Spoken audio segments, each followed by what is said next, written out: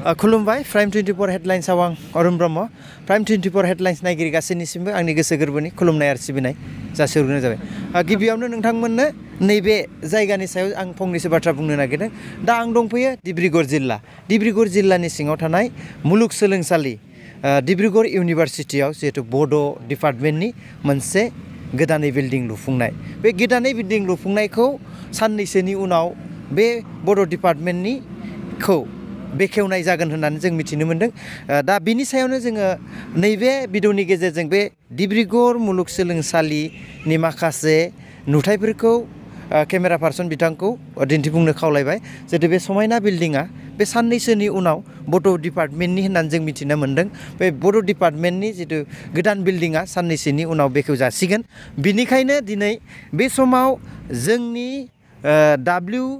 BKWSCनि EM मुस्रि अनिल बसुमतारी बिथाङा बेयाव दंफैयो। थारैनो बिनिफ्रायनो जों फंनैसो बाथ्रा मिथिगोन। बे समाव बिथांमोना बेयाव थानानै गोबां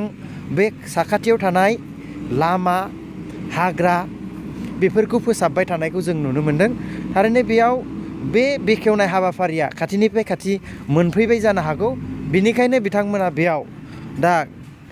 बिथांमोननो आसाम सरकारा बिबान होनायलाय जिहेतु BKWSCनि दैदेनगिरि बिथांमोना बेयाव मुखुबै बे हाबाफारिखौ मावबोबाय थादों। दा बिथांखौ जों लोगो मोनबाय। बिथाङा जोंनि BKWSCनि गायसनजानाय सोलोंथाइ बिबाननि EM। दा बिथांखौ जोङो जोंनि प्राइम 24 हेडलाइन्सआव गिबियावनो बरायग्रोना लानाय जाबाय। दिनै जिहेतु बे खामानि जिहेतु हाबाफारि बे हाबाफारिनि गुबै थांखिया मा? नोंथांमोननिसिम गिबियावनो जोंनि बर' कसारी वेलफेयार अट'नमास काउन्सिलनिफ्राय मोनसे गोजोननाय मोनसे साबायखर जासिग्रोबाय। जोंखौ डिब्रुगड़ इउनिभारसिटिनि मानगोनां भाइस चेन्सेलर रेजिस्ट्रार आरो जोंनि जायनाखि चेयारपारसन डक्टर अपर्ना कौर मेडाम बिथांमोना मोनसे खावलायदोंमोन काउन्सिला नैबे बड' डिपार्टमेन्ट बिल्डिं गोदानखौ बेखेवसिगोन, ओंखायनो हायोबा नोंथांमोना लामा दोंसे बोनानै हो। नोंथांमोना अबेनिफ्राय बोयो अबेनिफ्राय बेखौ बानायना होयो बे नोंथांमोननि खोथा होननानै जोंनो गांसे लाइजाम हरदोंमोन काउन्सिलनि गेजेरजों। काउन्सिलनि गेजेरजों। दा लाइजामखौ मोननाय लोगो लोगोनो जों मानगोनां जोंनि गाहाय मन्थ्रि डक्टर हिमन्त बिश्व शर्मा सारनो जोङो गांसे लाइजाम रिकुवेस्टिं लाइजाम लिरदोंमोन। आरो लगे लगे चिफ मिनिस्टार सारा डक्टर हिमन्त बिश्व शर्मा सारा बे लाइजामखौ कमिसनार हरनायनि गेजेरजों चिफ इन्जिनियार हरनायनि गेजेरजों जोङो दा बेखौ मोनसे साहस मोनबाय। जों आसाम सरकारनिफ्राय रांखौ मोनगोन बे मोनसे मिजिंजों जिहेतुके साहित्य सभा आरो इउनिभारसिटिनि भाइस चेन्सेलर बेनिफ्राय रेजिस्ट्रार आरो जोंना अर्पना मेडाम बिथांमोना खावलायदों थाबैनो लामाखौ बोनानै हो। ओंखायनो जोङो दिनैनिफ्राय जोङो जाखिनि पेपार्स वर्कखौ जों खालामबाय थागोन। दिनैनिफ्राय जोङो बेवहाय खामानि मावजेनबाय। जोङो लामाखौ फुंनिफ्राय बरननो हाबायाखौनो सानना लाबाय जोङो। गाबोन सानसे समफोरहालागैनो सानथामसोआवनो ओंखारगोन बे लामाया जाखिनि मटर खारजानाय बेनिफ्राय मटर थाबथाय जाखिनि स्ट्रेंथेन खालामनांगौ बे हाखौ बे लामाखौ मोजां खालामनांगौ बेखिनिखौ जों सानथामनि गेजेराव हागोन। जोङो दिनै फुंनिफ्राय जाखिनि खालामबाय जोंहा बेवहाय खमसे खम 100 नाम्बारसो 100 गं माने गारिया जाहाथे बे पार्किं खालामनो हायो बे बिल्डिंखौ बेखेवनाय खालार खालि। ओंखायनो जोंनाव मोनसे एसे गिनाय फैदों। औ दे बे खम समनि गेजेराव हागोन ना हाया बेसेबांबा गुवार जायगा मोनसे बरननाय। औ दा मिथिनो मोननाय जायाखै साहित्य सभाया जोंनो खोन्थादों 30 जानाखि नभेम्बरावनो बिल्डिंखौ बेखेवनो हागौ थांखि लादों होननानै। बेयो जोंनि बुंनांगौ नङा, बिथांमोना जोंनो फोरमायहरनाय। बिनि सिगां जोंहा लामाखौ बरनना होनांगौ आरो गारि पार्किंखौ थिग खालामना होनांगौ आरो एसे समायना खालामनांगौ। नोंथांमोना बेखिनि रादाबखौ लाफिननायनि थाखाय गोजोन्थों। रायजोफोरनो मिथिहोदो बर' कसारी वेलफेयार अट'नमास काउन्सिला बेवहाय थांनाय सप्तानिफ्राय मा खालामगोन मा थागोन, नाथाय दिनैनिफ्राय जोङो खामानिखौ जागायजेनबाय। जोबोद गोजोनथाव बाथ्रा जानांगोन। मानो होनबा BKWSC बियो गोदानै जोनोम मोनदोंसोमोन खिन्थु बिबानखौ गोबां गिदिर गिदिर बिबान बिथांमोना दायथ' मोनजेनबायना आरो मावबोगासिनो दिनै बिथांमोना जोनोम जाजेननायनिफ्राय गोबां नोंथांखौ जिहेथु सोलोंथाइनि सायाव बिबान होनायलाय नोंथांखौ मोनफ्रोमबो जिथु सोलोंथाइनि सायाव दावगानाय खारख्लाय सोनाबनिफ्राय सानजा जोबथा सोनाब जोबथा जिहेतु हाबाफारि लाबाय थानायखौ नुदों बर' थुनलाइ आफादावबो दाख्लै मोनथाम जायगायाव एखे मोनबा जायगायाव आंबो खिथु नोंजों जिहेतु खबर मोनदों थांदों दा बे समाव नोंथाङा नैबे बड' डिपार्टमेन्टनि जिहेतु माने गोदान बिल्डिं दा सोलोंथाइखौ नोंथाङा माबायदि दैदेनलांनो सानदों आरो बेसेबां सोलोंथाइया जोंनो बेसेबां गोनांथि होननानै सानो जोंहा बर' कसारि वेलफेयार अट'नमास काउन्सिला मोनसे एडभाइजरि बर्ड दाना लाबाय नेशनेल एजुकेशन पलिसिजों खाबजानानै बर' बिजों बा बर' मिडियामा बोरै आवगायलांनांगौ जोंनि बड' मिडियाम एन्ड आदार ट्राइबेल लेंगुवेज डाइरेक्टर अफिस लोगोसे जोंनि काउन्सिल जयै लोगो नांनानै जोङो मोनसे आवगायगासिनो दङ खामानि मावगासिनो दङ जोङो थाबायनानैबो रायज्लायजागोन जेरै बुंलांबाय थादों जेरै बिल्डिं खाथियावबो जों थांनि जाहाथे रायजोफ्रा नुयो जोङो ओरैबायदि माने स्ट्रं मोनसे गोख्रों मोनसे एडभाइजरि बर्ड दाना लाबाय इडुकेसननि इएमआ आं बेनि चेयारमेन जागोन आरो गासै 10 सोद्रोमा थागोन बेवहाय जोंनि प्रिन्सिपाल सेक्रेटारि जागोन जोंनि डाइरेक्टर अफिसनिफ्राय थागोन जोङो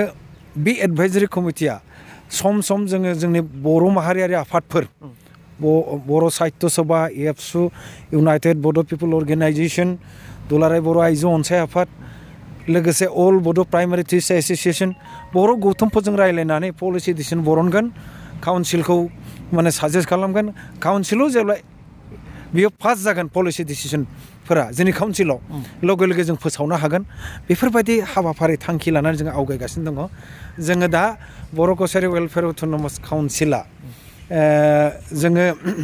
नैबे बर' साहित्य सभानि खावलायनाय लेखा इउनिभार्सिटिनि खावलायनाय लेखा जोंनि इनिसियेटिभआव बे लामाखौ जोङो बरननो नाजादों जों हागोन बे साननैसो लाबावगोन साननैसोआवनो जोबसिगोन बियो जाखिनि लामाखौ स्ट्रेंथेन खालामना होनांगौ जाखिनि गारि गंनै खारनो हानाय आरो 100 गं माने गारि लाखिनो हानाय पार्किं बरननो हानांगौ दा बिथांमोना खम समनि गेजेरावनो बेखावगोन होनना बुंदों जोंनो खोन्थाहरदों नोंथांमोना 28-29 नभेम्बरनि गेजेराव माने लामाफोरखौ बरनजोबना होनांगौ होननानै आरो आं सानो ओंखायनो जोङो बेहाय दङ जोंनि खौसेथि बर' सुबुं आफादनि केसियारा दंफैयो बेनिफ्राय जोङो देबेन नार्जारि बिथाङा घरामारिनि बिथाङा दायित्व लादों बिथाङा रां बाहायफैदों बेवहाय सनि बर' जोंनि गुवाहाटि मेट्र'नि कामरुप मेट्र'नि जेनेरेल सेक्रेटारि सनि बर' बिथांमोना रां बाहायफैदों बेखौ जाफुंसार होनो रां बाहायफैदों आंखौ खावलायनो लेखा आंबो नायनो फैदों आं खाथिनिफ्राय थाफादों एसे गावजों साहस होलायलायदों जे फोजोबनांगौ बे समाव आं नोंखौ मोनसे मिथिनो लुगैदों जिहेतु बैसोआबो जाबाय दा मेंनाय होननाया नोंनाव गैया होननानै आं सानो आरो दिनै मेंनाय होननाय ना बबे समाव नोङो न'आव थाङो आरो बबे समाव नोङो बे समाजाव खामानिनि सायाव सम होयो दिनैसिम सानफ्रामबो थांलाय फैलाय दिनै बेयाव गाबोन बैयाव बेबायदिखौ नुबाय थादों दा नोंहा एसेबां गोहोआ मानिफ्राय फैयो नङा जोङो जेबाव सिनसियारलि जेला दायित्वखौ जोङो बुजिनानै आङो जेला दायित्व होबाय जोंनि शिबा दायित्व होदों मैया शिबा डिब्रुगड़आव फैदोंमोन जों सावरायलायदों डिब्रुगड़ इउनिभार्सिटिनि शिबा जोंहा मानगोनां मिनिस्टार बसुमतारी फैदोंमोन बेवहाय एसे डाक्टारजों मोनसे गावनि देहानि एसे नायनो नाथाय जोङो गोबां बिथाङा लोमजादोंब्लाबो देहाया मोजां नंजोबाब्लाबो डिब्रुगड़ इउनिभार्सिटिनि गेस्ट हाउसआव जोङो जिरायलायदों सावरायलायदों बोरैहाय जाहाथे जोंखौ जोंनि बर' रायजोल' नङा गुबुन हारिफ्राबो जों जे सिनसियारलि आवगायदों बेफोरनि थाखायनो जोंनाव मेंनायखौ एसे दसेराव दोनथ'नानै बबेबा माने दोनथ'नानै जों थांलाय फैलाया फालिदों देहाया जागे खिन्थु दायित्वखौ रायजोनि गेजेराव जिहेतु पालन खालामदों जोंबो मिथिदों नुदोंबो दाख्लै लांहिनायाव मिटिं खालामबाय जोङो खौसेथि बर' सुबुं आफादनि जायनाखि बानजाय आफाद दानाय 90 बोसोरारि जुथुमाया लांहिनायाव जागोन फैबाय लांहिनायाव थांबाय जोङो मैया मा होनो एर'प्लेनाव हरखाबनो टिकेट मोनगोन ना मोना एर'प्लेनाव गाखोना फैबाय दाथ' ट्रेन कमिउनिकेसनाव मोजांथार एर'प्लेन कमिउनिकेसनाव मोजांथार ओंखायनो दायित्वखौ होबाय जेला हानायखिनिखौ मावलांदोनि गोजोन्थों जोबोद जोबोद गोजोननाय थाबाय बेनोमोन जोंनि दा जिहेतु डिब्रुगड़ इउनिभारसिटियाव बिथांमोना मोनसे बिबान मोननायलाय दा बे बिबाननि दायित्वखौ पालन खालामफैदों आरो बिथाङानो जादों गोदोनिफ्राय हारिनि थाखाय संग्राम खालामबोनाय खौसेथि बर' सुबुं आफाद दाजेननायनिफ्राय बिथाङा BKWACनि संग्राम खालामदों बेखौ मोननो नाजानाय आरो दिनै मोनफुंबाय आरो मोनखांनाबो जिरायनाय गैयै जिहेतु बिथांखौनो दा सोलोंथाइ होनोबा जोंनो सोलोंथाइआनो गिदिरसिन होनना जों बिबान होनना सानना लायो सोलोंथाइ बिबानाव सोलोंथाइ डिपार्टमेन्टआव जितु बिबान मोननाय मुस्रि अनिल बसुमतारी आदा बिथाङा सासे राफोद समाजनि सुबुं आरो समाजखौ मोजाङै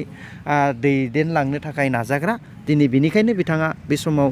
मेंनाय गैयै जिरायनाय गैयै जितु खामानिखौ मावबोबाय थादों जाय BKWACआ गोदान बेखौबो बिथाङा मोनसे आगानसेनिफ्राय आगाननैयाव थांनायखौ